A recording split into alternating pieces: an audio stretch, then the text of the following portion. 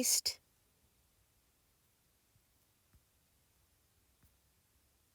The beasts are very rare. Not many people have heard of them. In fact, they are so rare that there is only one beast in each country, and they don't even know one another.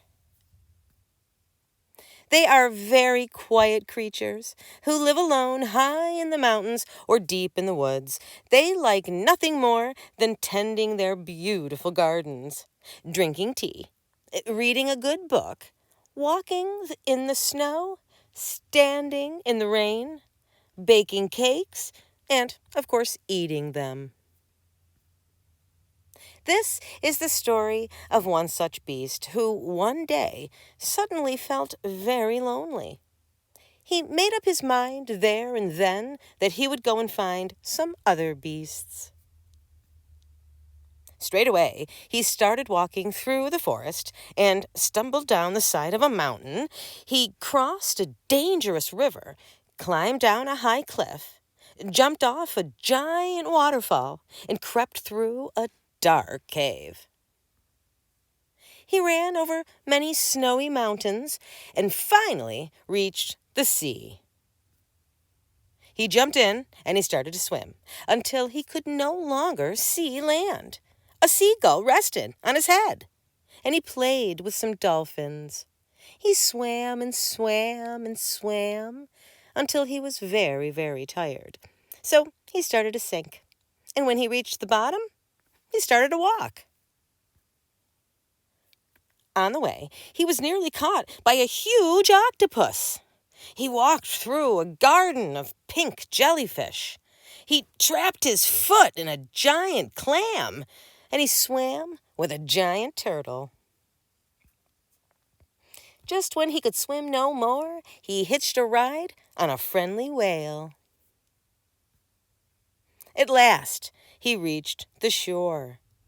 Then he walked and walked and walked and walked and walked, until he arrived at the city and saw lots of people, but there were no other beasts. "Hello," he said, but everyone ran away. Curious, the people slowly came back to meet him, and soon the whole city came out to say hello. The people liked the beast so much, they let him live in the big park.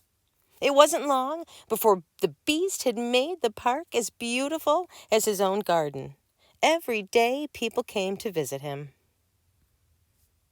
He liked the people very much, but he was still lonely. So he decided to talk on the radio and to all the newspapers and on television. He talked about his great journey to the city and his search for other beasts. Suddenly, the whole world was thinking about him.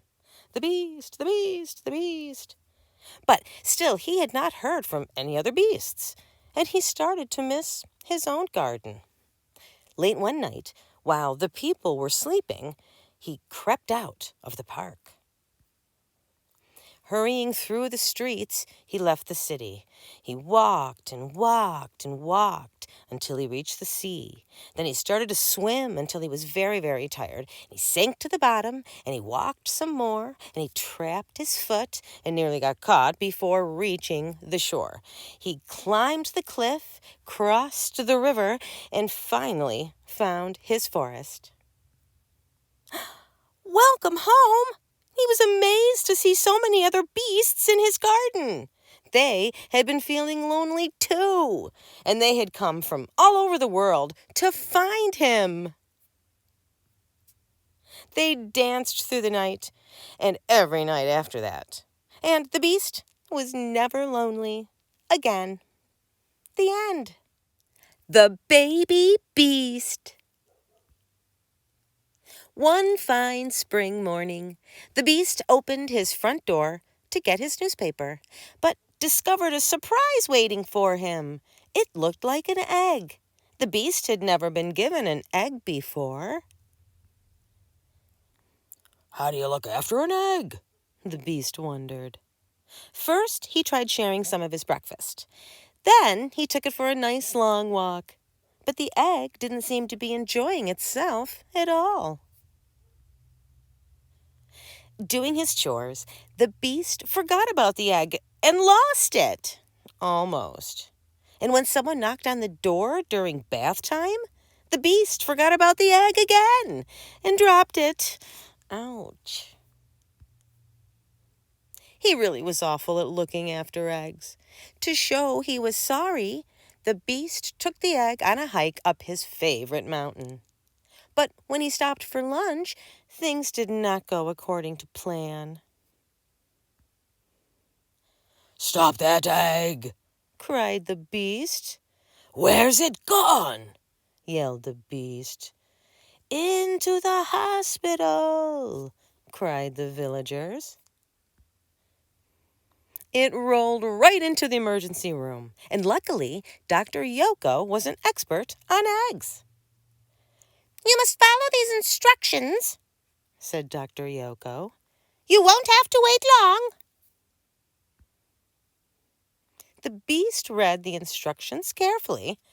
Looking after your first egg.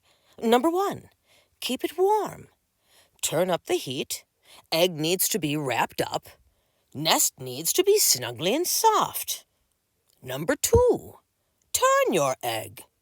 Turn your egg every 4 hours to make sure it is heated evenly. Number 3, play soft music, nothing too loud.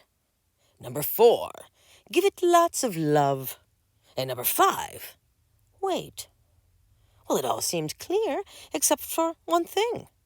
"What am I waiting for?" wondered the beast. The beast bought all the things he would need, plus some things he didn't. Then he carried all his new things home. When everything was ready, the only thing left to do was wait. It had been a long day. The next morning, the beast opened his shed door to see the egg and got a nasty surprise. The shed had been burgled. "Oh, egg," sobbed the beast. "You were heavy, and you were hard work, and you were awfully, credibly annoying, but I loved you."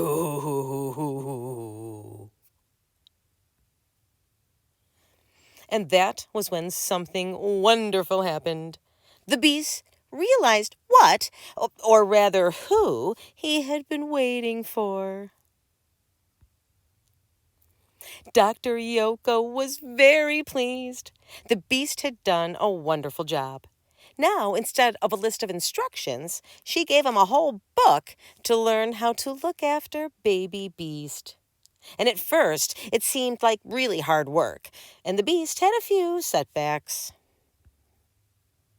But after a while, he seemed to get the hang of it. The beast's favorite time was at the end of the day because they both loved bedtime stories. "Good night, sleep tight, baby beast," he whispered, thinking how sometimes the biggest surprises are the best.